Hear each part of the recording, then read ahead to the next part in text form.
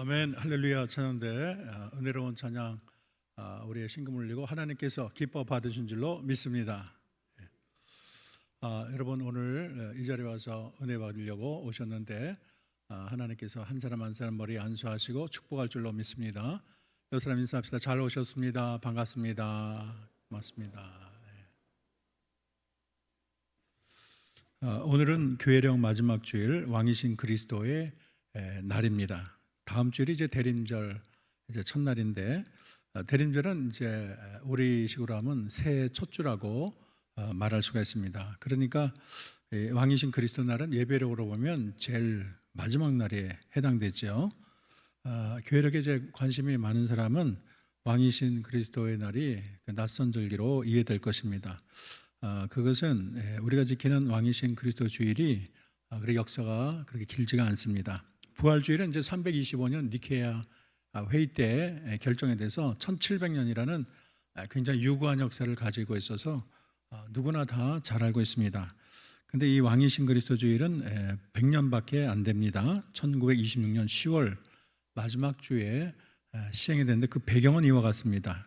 이탈리아의 무솔리니, 그다음에 히틀러, 그다음에 일본의 이런 전쟁 세력이 아몬이 깔리게 됐죠. 1차 대전 이후에 이들이 전쟁을 일으키려고 이제 막 그 모든 가열되는 속도가 악화될 때, 그래서 사람들이 이런 어두운 역사를 보면서 예수 그리스도만이 이 땅의 진정한 통치자다, 이런 것을 상기시키고 믿음으로 살아간 믿음의 선배들을 본받아서 이 어려운 시기, 두려운 상황을 잘 극복하려고 이러한 절기를 제정하게 됐습니다. 그리고 2차 세계대전이 끝나고 예배 운동이 벌어지면서 왕이신 그리스도 주일은 주목을 받고 1970년대 종말론적인 의미들이 강조되면서 세상 마지막에 왕권을 가지고 이 세상에 오실 주님을 기억하기 위해서 교회력의 맨 마지막 주일을 왕이신 그리스도 주일로 지키게 되었습니다.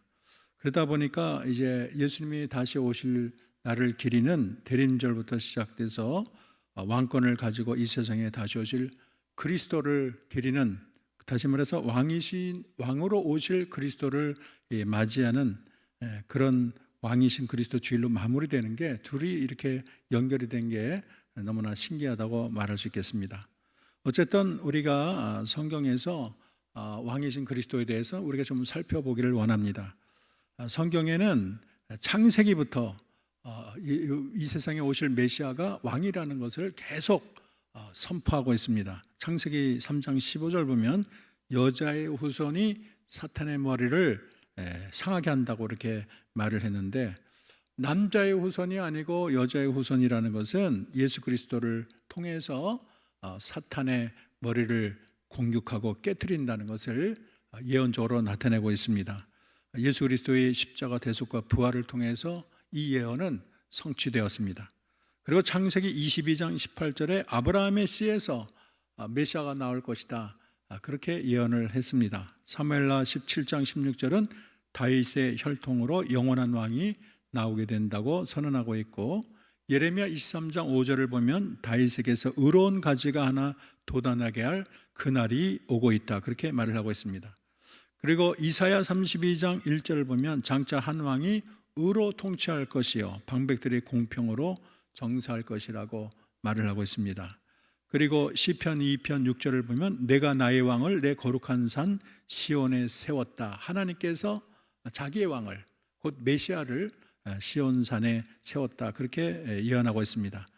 그리고 미가 5장 2절을 보면 그 왕은 베들레헴에서 날 것이라고 예언을 하고 있고, 이사야 11장 1, 2절을 보면 다윗의 자손에서 그 왕이 나올 것이다 선언하고 있습니다. 그리고 스가랴 9장 9절 10절을 보면 평화의 왕으로 나귀를 타고 오신다고 예언을 하고 있습니다. 그리고 이사야 7장 14절을 보면 동정녀에게서 아기로 태어난다고 예언을 하고 있습니다. 그리고 이사야 9장 6절 7절을 보면 참 사람이며 영원한 왕 거룩한 왕으로 오신다고 예언을 하고 있습니다. 그래서 이 구약이 아주 그 수많은 데서 오실 왕을 계속적으로 왕이 오신다, 왕이 오신다, 왕이 오신다 계속 예언하고 있고, 그 약속이 이제 신약에서 성취가 돼서 우리 모든 성경은 약속과 성취라는 그런 아주 확실한 구조로 짜여져 있다는 것을 알 수가 있습니다. 유대인들은 아브라함과 다윗의 자손으로 올 메시아를 기다렸고 육신적으로는 다윗의 혈통으로 오지만 영적으로 만왕의 왕으로 오실 예수 그리스도를 사모하고 있었습니다. 그리고 헤롯 왕에게 예수님의 탄생을 알린 동방 박사들 보면 먼 길을 찾아서 예루살렘에 그렇게 헤롯 왕을 만나서 유대인의 왕으로 나신 이가 어디 계시냐? 우리가 동방에서 그의 별을 찾아왔노라. 왕을 찾아왔다고 그렇게 선언하고 있습니다. 그래서 정말 하나님께서 그렇게 동방 박사를 통해서도 이 땅에 오실 메시아가 왕이라는 것을 온 세계에 선포하고 있는 것이죠. 그리고 아까 말한 미가서 5장 2절에 보면 베들레헴 에브라다야 너는 유다 족속 중에 작을지라도 이스라엘을 다스릴 자가 내게서 내게로 나올 것이라 그의 근본은 상고에 영원에 있느니라. 그래서 베들레헴에서 우리 메시아가 나온다는 것을 선언하고 있습니다. 그래서 예수님의 왕이심은 기회가 될 때마다 계속 반복해서 말을 하고 있어요. 오늘 본문의 총독 앞에서 총독이 묻지요. 너는 유대인의 왕이냐? 그럴 때 내 말이 옳도다. 그래서 우리 주님이 왕되심을 부정하지 않고 당당하게 말하고 계십니다. 그리고 예수님이 이제 못 박힐 때에 양쪽에 강도가 있는데 빌라도가 패를 쓰기를 유대인의 왕이라고 그걸 히브리어로 또 헬라어로 로마어로 그 당시에 모든 사람이 알아들을 수 있는 만국어로 유대인의 왕이라고 적었습니다. 유대인들은 자칭 유대인의 왕이라고 적으라고 그렇게 말을 했지만 빌라도는 아주 끝까지 거절을 했어요. 그래서 세계적으로 사용되는 언어를 통해서 예수님이 왕이라는 것을 온 세상에 선언하게 됐습니다. 그러면 왕이신 그리스도가 어떤 특징을 가지고 있을까요? 예수님을 오랜 사람들이 오랜 세월 정말 고대하고 고대해 왔습니다. 그때의 사람들은 아주 화려한 왕, 강력한 왕, 철정의 권세를 가지고 이 로마의 악한 세력을 다 깨트리고 질그릇 깨듯이 깨지고 그 밑에 신음하는 자기 백성을 건져낼 메시아를 굉장히 대망하고 그렇게 고대하고 왔습니다. 왕 중의 왕으로 하늘을 찌를 듯한 권세를 가지고 이 땅에 오기를 몹시 사모했어요. 세상 사람은 이렇게 화려하고 힘 있는 왕을 좋아합니다. 중세를 보면 교황이 세속군주를 얼마나 강하게 다스렸습니까? 그래서 예수 그리스도의 대리자라는 명분으로 다스려졌는데 왕 중의 왕인 그리스도의 대리자 교황이기 때문에 지상의 모든 왕보다 높다고 생각했습니다. 그리고 세속 군주들보다도 무소불위의 그런 권력을 흔든 것을 우리가 카노사의 굴력만 봐도 알 수가 있습니다. 과거 로마 교황의 대관 그렇게 미사에 보면 수석 추기경이 교황의 머리 위에 삼중관을 이렇게 씌워요. 그러고서는 뭐라고 말하냐면 교황에게 당신은 군주들의 아버지, 세계의 통치자, 우리 구세주 예수 그리스도의 지상 대리임을 명심하십시오. 그렇게 말을 합니다.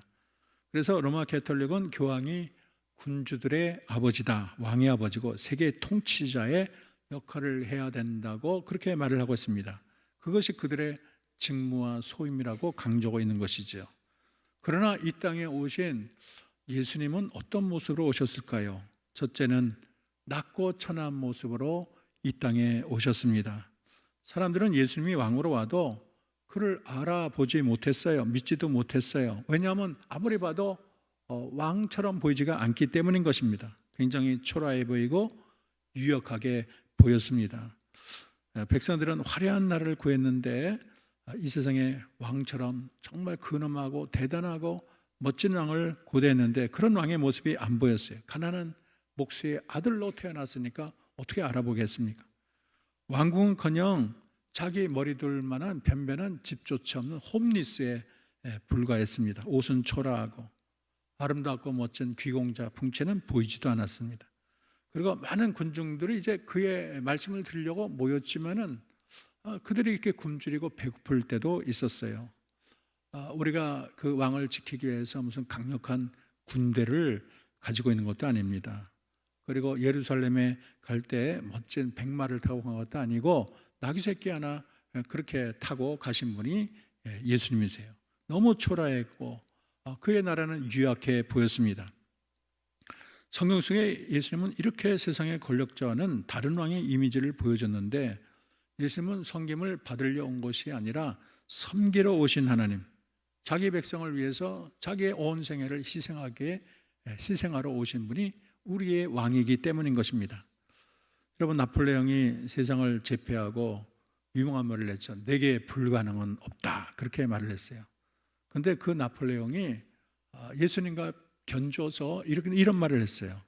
유럽을 호령하던 황제가 유배를 가는 길에는 울어주는 사람이 하나 없는데, 예수는 십자가에 처참하게 죽임을 당했으나 지금 그를 위해 우는 사람은 셀 수도 없거나 그는 진정 승리한 자라고 그렇게 말을 했습니다. 두 번째는 고난받는 사랑의 왕이라는 것을 우리가 알아야 되겠습니다. 여러분, 잉글랜드 북부 노스워크셔의 지역에 가면 폐허로 된 리버 수도원 성당이 있는데, 여기는 1538년 당시 왕이던 헨리 8세가 수도원을 철폐하면서 폐허가 됐어요. 그런데 거기에 전능한 지배자 그리스도의 상이 여러분 사진에서 보듯이 있는데 여기저기 다 깨졌습니다. 그래서 이 예수님의 모습이 마치 십자가에 달린 예수님의 모습을 우리에게 연상케 합니다. 세상의 왕은 멋지고 높은 데서 통치하는 모든 면에서 부족함이 없는 왕처럼 보이는데, 우리가 섬기는 왕은 낮은 데서 섬기고 희생하는 왕으로 오셨고, 차디찬 능력 있는 그런 통치자가 아니고 한없는 사랑으로, 따뜻한 사랑으로 자기 마음을 가득 채워서 넘쳐흐르는 그 사랑으로 이 세상을 다스리는 왕으로 오셨습니다. 사실 우리 예수님은 영원 전부터 계시고 하늘 영광에 충만한 분 아닙니까? 천사의 음악을 들으시던 분, 찬송 가운데 거하시는 분, 무지개빛 그런 보좌에 앉아 계시던 분인데, 그런 분이 그런 보좌를 떠나 이 세상에 오신 것입니다. 그리고 거친 목수의 손으로 대패를 잡으시고 샌들을 신고 흙먼지를 날리시고, 그리고 우리가 먹는 거친 음식을 드시고 우리와 대화를 하고, 그리고 때로는 피곤해서 주무시기도 하셨습니다. 그리고 하시는 말이 여우도 굴이 있고 공중의 새도 거할 집이 있지만 인자는 머리 들 곳이 없도다. 인생에도 가장 바닥에 그런 하층 사람이 겪는 아주 고된 삶을 사신 분이 우리 주님인 것입니다. 얼마나 사랑이 많았으면, 우리 인간이 얼마나 불쌍했으면 그들의 비참한 운명을 가슴 아파하고 하늘 보좌를 떠나 누추한 이 땅에서 험한 십자가를 지셨을까. 얼마나 사랑이 넘쳐나는 분인가를 생각하게 됩니다.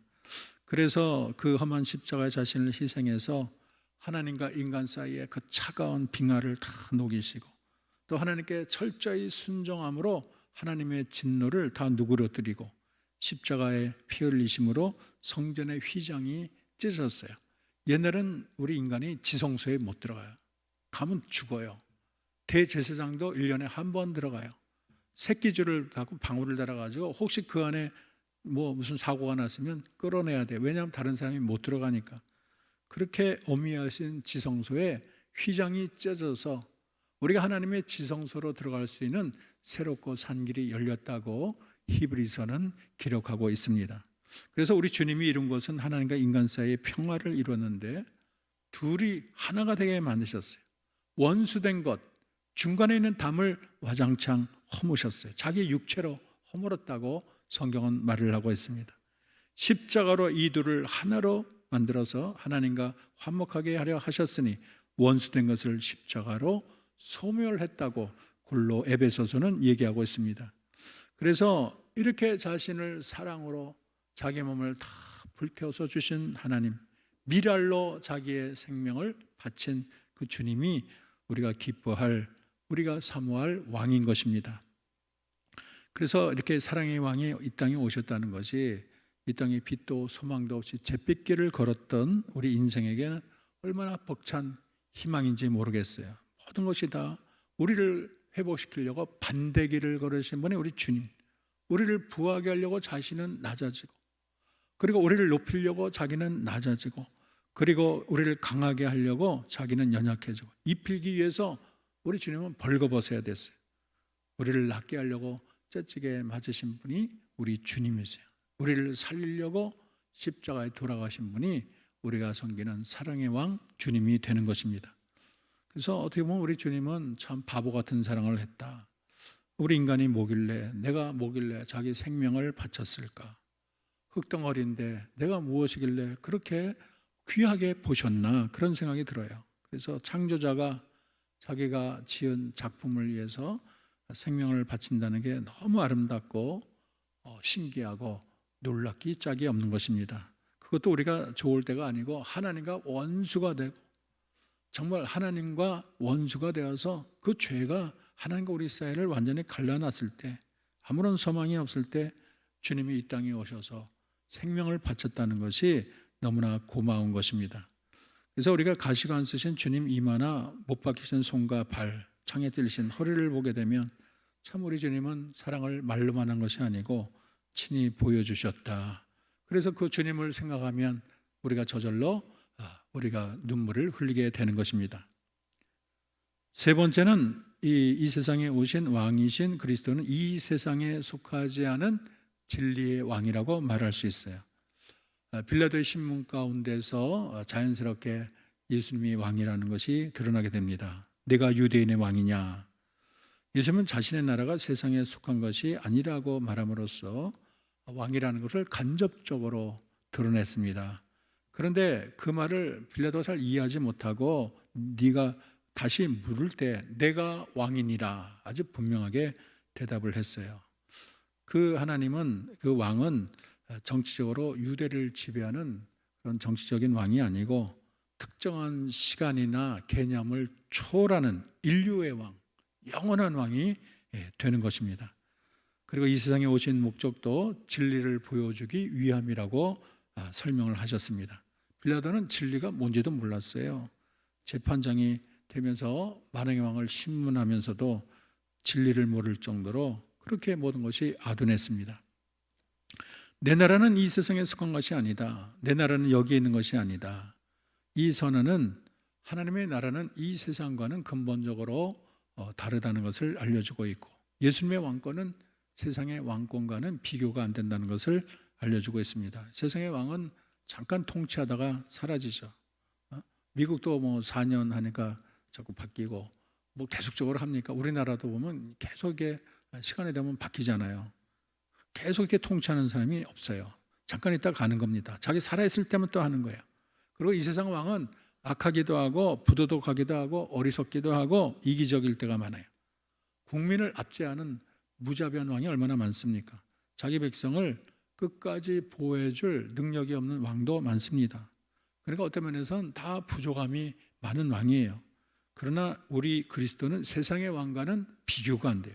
정말 강하고 능하신 하나님, 사탄과도 싸워 승리하시는 하나님, 우리를 죄와 사망에서 건져내시는 하나님, 의로운 왕, 지혜의 왕. 그리스도 나라는 영원히 망하는 법이 없어요. 지금도 살아서 역사하시는 왕이 되는 것입니다. 그래서 자기 백성을 지키시고 생명을 나눠주시는 참 좋은 왕이 되십니다. 마지막으로 이 땅에 오신 왕이신 그리스도는 세상의 위로와 힘이 되신 왕인 것입니다. 이 초대교회의 이 왕이신 그리스도가 얼마나 힘이 되는지 몰라요. 왜냐하면 로마의 황제로부터 엄청난 핍박을 받고 있어요. 꼼짝없이 당할 수밖에 없고, 막 사람들이 잡혀갖고 횃불로 막 태우고 껍질을 벗기고 사자밥이 되고, 얼마나 참 믿는 것 자체가 생명이 오가는 거예요. 우리도 코로나로 참 교회 오는 게 쉽지 않은데 그때는 목숨 걸고 믿음 생활 하는 것입니다.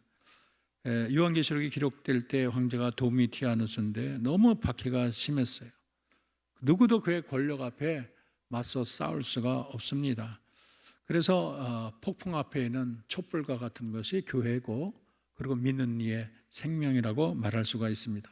너무 두렵고, 그래서 이제 배교밖에 할 수 없는 그런 상황이에요.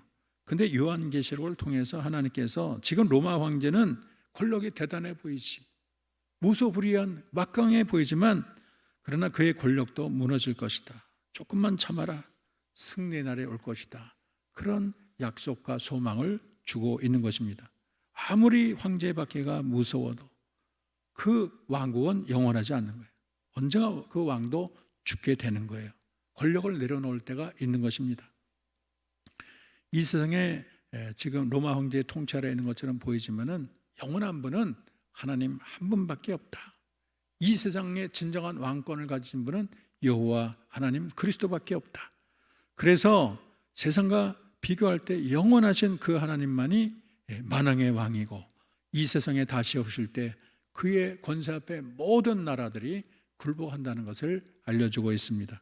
그래서 이 초대 그리스도의 신앙 고백 중에 가장 중요한 것은 예수님이 주님이십니다. 예수님이 왕이십니다. 이 말이 얼마나 참 힘이 있고 능력 있는 말인지도 모르겠습니다. 목숨 걸고 그런 말을 한 거예요. 왜냐하면 과의사가 주님이라고 다들 고백하고, 그렇지 않으면 죽음을 당하기 때문에 예수님이 왕이십니다. 이 말이 정말 너무 하고 싶고 꿈에도 하고 싶고 말하고 원하면 체증이 척 내려가는 최고의 그런 고백이 되는 것이죠. 그래서 이 초대 그리스도의 신앙 고백 중에 중요한 부분이 예수는 주님이시다, 예수는 왕이시다. 이것이 얼마나 그들에게 소망을 주고 기쁨을 주었습니까? 이제 이 왕을 우리가 어떻게 맞이할 것인가에 대해서 우리 얘기하고 마치겠습니다. 여러분, 이 왕을 맞이할 때 제일 경계할 자는 나라는 걸 알아야 되겠어요. 이제 사형리를 보면 왕자에 내가 앉아있는 사람이 많아요. 주님을 앉아야 되는데 마음의 왕자에 내가 딱 앉아있어요. 육신에 속한 크리스찬이. 우리가 이 왕을 맞이할 때 제일 경계할 사람은 나 자신입니다. 나의 고집, 나의 교만, 나의 자존심, 이런 게 주님을 제대로 영접하지 못하게 만드는 거예요. 나의 게으름도 마찬가지. 가장 우상화되기 싶은 게 내 자신입니다. 그래서 여러분, 제가 저번에 새벽 예배 때 한번 말했는데 1995년 4월 19일에 168명이 사망했어요. 600명이 부상을 입었어요. 미국 오클라호마 청사 폭파 사건, 여러분 아마 다들 기억을 할 거예요. 미국의 육군의 참전 용사이자 전직 경비원 티모시 맥베이라는 사람이 그런 아주 엄청난 사건을, 폭파 사건을 일으켰어요. 뭐 불만이 있어서 그랬다는 거예요. 결국에는 이제 사형 언도를 받았는데, 사형 직전에 이분이 한 말이 어떤 시를 인용해서 말했는데 이렇게 말했어요. 나는 내 운명의 주인이다. 나는 내 영혼의 선장이다. 얼마나 교만하게, 나는 내가 왕이야, 내가 선장이야, 내가 내 운명의 주인이야. 그렇게 말하다가 사형을 당했습니다. 그 사람이 하나님 앞에 갈 때, 하나님 계신 걸 볼 때 얼마나 그 말한 거를 후회할까요? 여러분, 우리의 운명의 주인이고 선장은 왕이신 하나님 한 분밖에 없는 줄로 믿습니다. 베드로전서 5장 6절 우리 다 같이 큰 목소리로 읽어보겠습니다. 시작. 그러므로 하나님의 능하신 손 아래서 겸손하라. 때가 되면 너희를 높이시라. 하나님이 어디 있어? 있기는 어디 있어? 나와보라 그래. 내 주먹을 믿어. 이런 사람은 아주 눈물을 펑펑 흘리며 그때 내가 왜 그랬을까? 영원히 후회할 날이 오게 될 것입니다. 여러분 삶을 통치하는 자가 누구입니까? 여러분 예수님을 진정한 인생의 왕으로 여러분은 마음속에 영접하고 있습니까? 교만을 버리고 욕심을 버리고 자만을 버리고 오직 주님 한 분만을 여러분의 심령에 모시고 있습니까? 아니면 이 세상 어떤 화려한 곳에 왕을 아직도 찾고 있습니까? 세상의 물질이 왕이고 쾌락의 왕이고 명예가 왕이고 자존심이 왕으로 섬기는 자는 여러분 가운데 없습니까? 우리는 자기 자신을 생명을 내어주면서 사랑을 베푸신 예수 그리스도 그 한 분만을 우리의 영원한 왕으로 섬겨야 되겠습니다. 예수 그리스도를 왕으로 알고 왕으로 믿고 왕으로 섬기는 삶만이 인생에서 최고로 축복받은 삶이라는 걸 알아야 되겠습니다. 왕을 잘 만난 분이 복된 사람이에요. 진정한 왕을 못 만난 사람은 영원히 후회할 날이 반드시 오게 될 것입니다. 왕이신 예수여 지금 오셔서 우리를 의와 평강으로 다스려 주옵소서. 하나님, 내 힘으로는 안 돼요. 왕이신 하나님이 나를 책임져 주옵소서. 우리 모두 왕이신 그리스도를 마음에 모시고 그 왕을 따라 승리하는 저와 여러분 되기를 주의 이름으로 축원합니다. 기도하겠습니다. 하나님, 우리에게는 왕이 있습니다.